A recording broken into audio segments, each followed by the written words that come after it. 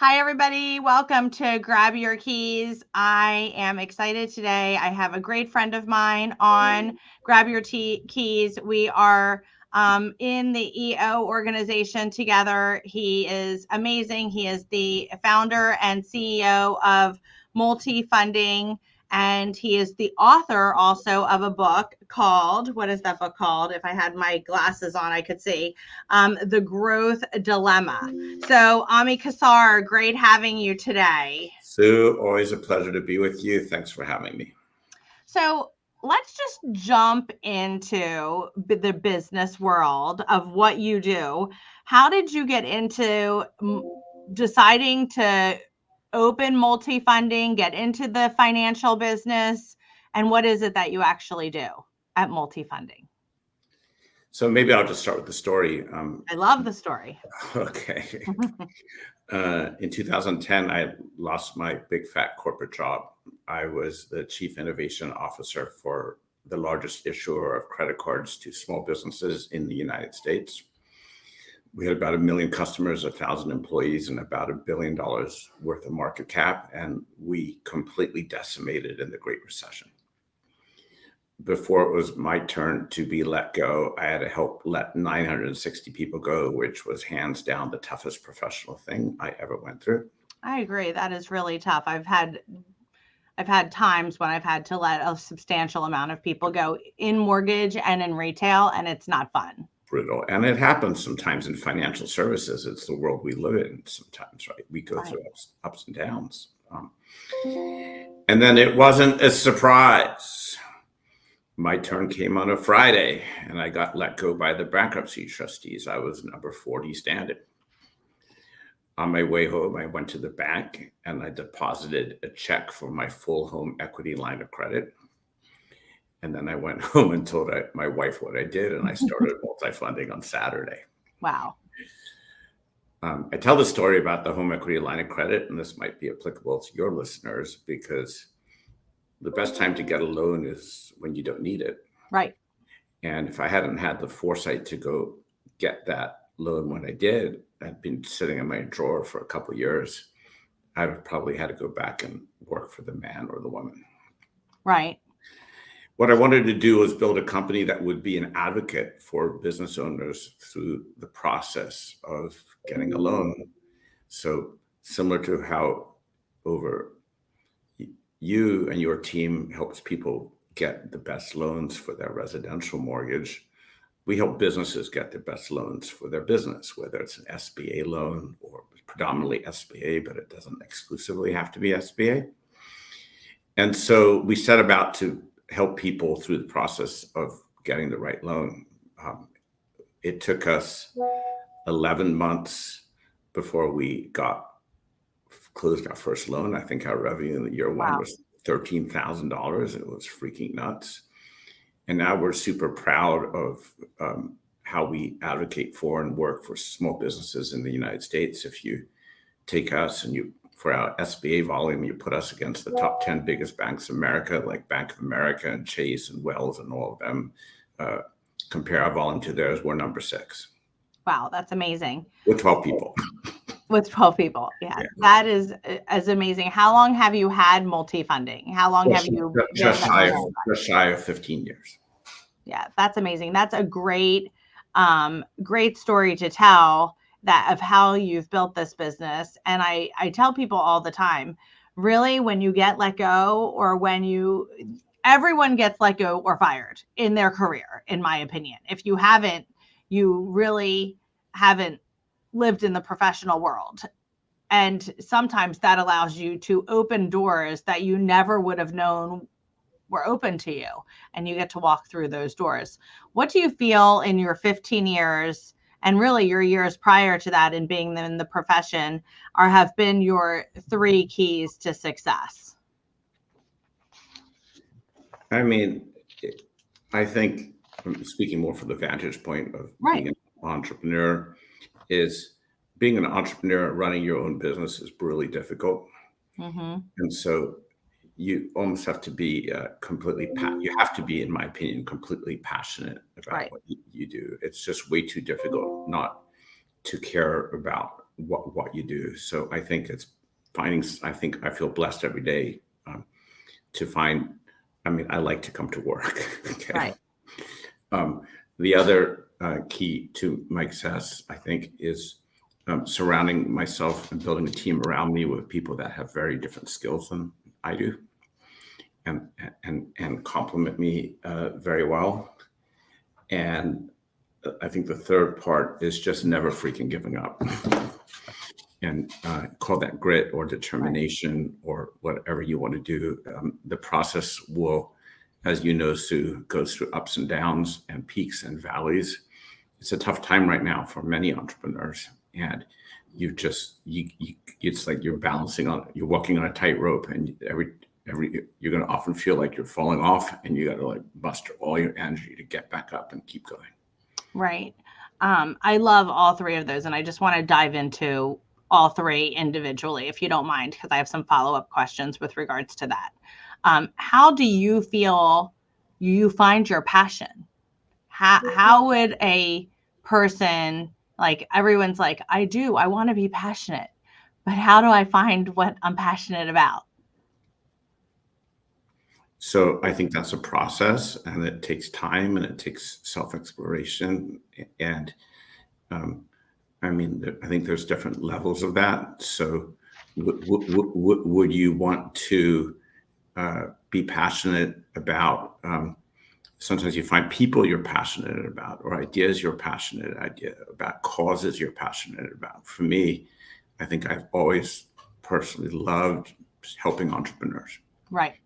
Like if I had the choice of, call me a geek, but going to some concert tonight, or there was an entrepreneur who needed some help with his or her business, and I could impact them and try and make them be more successful, I'd drop the concert in a second and go spend that evening helping that entrepreneur.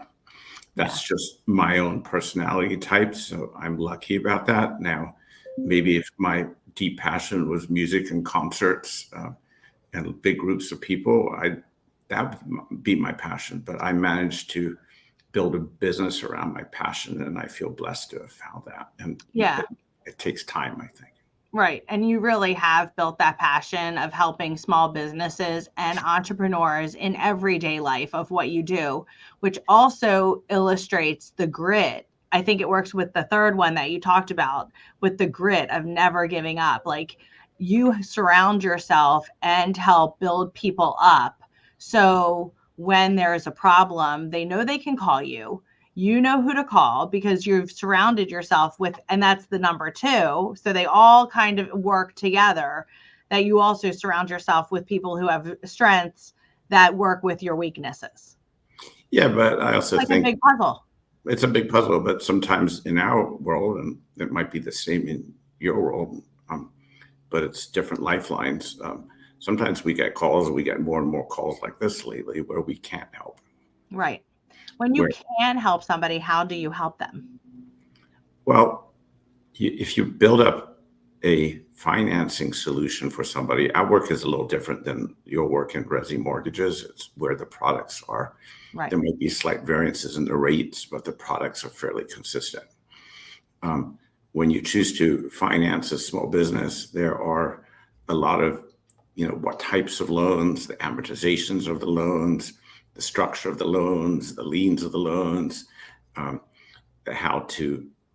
cash flow impact of the loans. There are a wide variety of variables that go into a loan. And if you add the SBA, which brings its whole additional extra unique benefits to it, but it also comes with lots of rules and regs, just like you guys deal with in mortgage. Yeah. I mean, they're different, but they're the same. So in some ways, our work is more art than science, but we've learned over the course of 15 years, and I think 1,300 transactions or now, something like that, to really, and our whole long-term goal is the best interests of the customer. It's one of the things I'm most proud of is that in 15 years of building this business, I've been yelled at by 3 customers. Yeah, that's great. Which is like almost unheard of in financial services. I mean, I get yelled at by my wife or my daughter 3 times a day. But that's a whole nother story. That's a whole different story. But so we really go triple extra mile to our whole sort of core value here is we treat entrepreneurs as we would want to be treated. We would never put someone in a loan that we wouldn't recommend for ourselves. Yeah, so lots of times when I'm interviewing women, I ask them how they balance their family life and how they balance running a company, owning a company. And as a man, I'm going to ask you the same thing. Like how do you've been married for a long time, you've had your family, you have grown adult children, like how over running a company for 15 years were you able to balance that balancing act? You travel a lot. How does that work? I don't think there's one answer, and it's not easy, and it ebbs and it flows. And there's a third ingredient to that. I think I do probably a pretty decent job at taking care of my business and a pretty decent job at taking care of my family. I don't think I do a very good job at all at taking care of myself. Right. And so I think that it's a constant struggle, and also all my nonprofit and volunteer work I'm involved in. So you have to try to, it's a constant balancing act to try to figure it out. There's some periods of life when I'm better at it than I am at others. Last couple months when our market has been very difficult, I don't think I've been very nice to be around at home, and I certainly haven't been doing well on my exercise or my diet. So right. You have to continuously try find equilibrium. I remember when I was early on, when my kids were younger, if I would come home and yell at them for reasons that had nothing to do with them, that's when I would know I was out of whack. Right. But it's not easy. It's not. So I think that, a lot of the times when I'm interviewing moms, we feel it's not easy, but it's not easy for a dad either at times, because they're doing both also at this time. So we have equal people doing equal things, having equal responsibilities, and they're trying to wear a dad hat, wear a husband hat, wear a businessman hat, and wear the me hat. And that's really hard to wear all those hats, and it's a lot on everyone's shoulders all the time. So there is no such balancing act, and that goes into challenges. You've talked about a couple different challenges over the last few minutes. What do you feel you've faced as a challenge that's helped to shape who you are today? Well, who my business is, who I am. Either one. Is it the same? No, I think they're different, and I'll share it with you because it's something we're excited about. But someone really smart asked, like sometimes people ask you questions and they always like nibble in your ear, like you don't think about them, is what could bring your business to its knees? Right. And for every one of us, there's something that are things that could bring our business to our knees. So as I thought a lot about that question, and I said there were two answers. One is I didn't think we were doing really nearly a good enough job at, we had bootstrapped our IT and our tech infrastructure for years and years, but we were getting all this sensitive customer financial information, and I don't think we were doing a really nearly good enough job at locking things up. Right. And if we had an attack or they locked us down or something, all of a sudden the only person I could look in the eye and blame for that would be me. Now, that was a pretty easy thing it was an expensive thing to fix, but we invested in it and we really locked and really tightened up all of our IT systems and processes over the last year. And we're a stronger company. We have cyber insurance now, which that's great. Would have been like a joke 2 years ago. Right.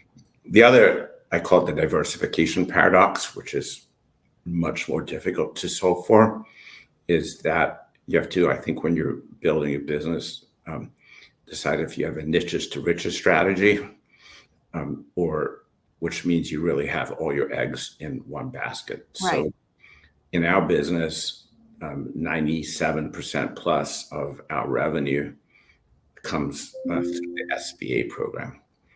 And so one day, which would be out of my control, some wizard in Washington decided that SBA lenders were no longer allowed to compensate brokers for their SBA loans. Right.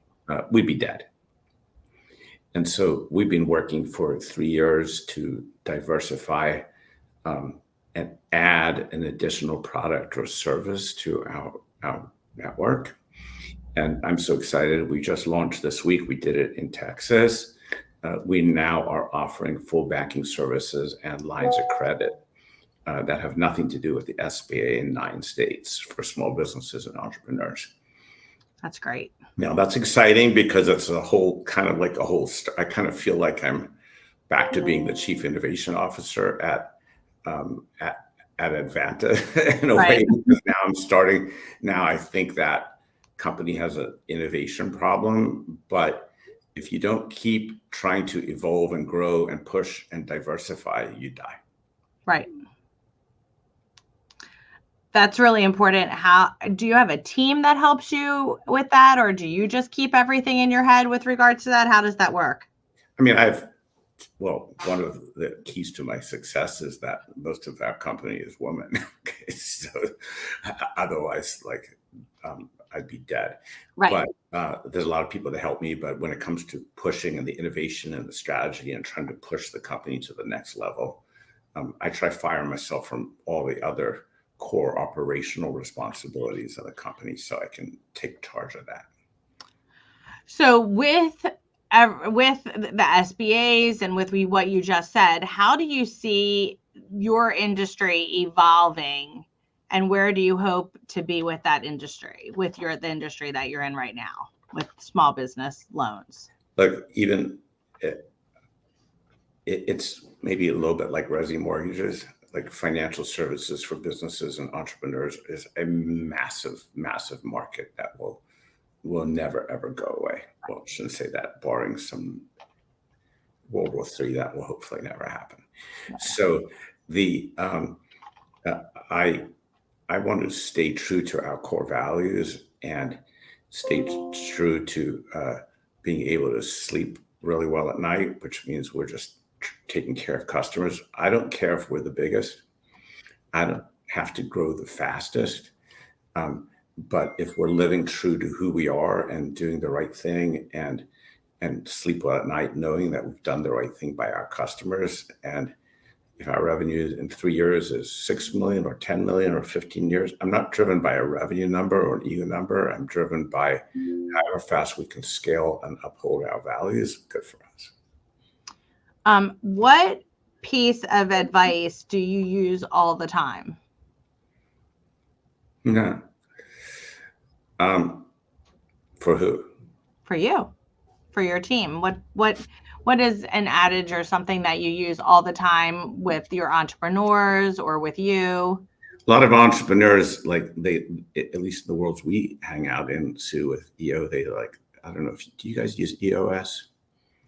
We do not use EOS. Yeah, but people think EOS is like religion, and they break down and they say, oh, I'm the visionary and I need an integrator, and then my integrator can run my company and blah, blah, blah, blah, blah. And I go, that's too simple. So I use this model from this guy called Yitzhak Adizes, Adizes, and I try to build teams around the EAIP model.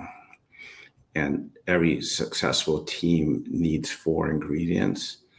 E is like the raging entrepreneur, the idea guy who likes to burn the house down and things around every idea.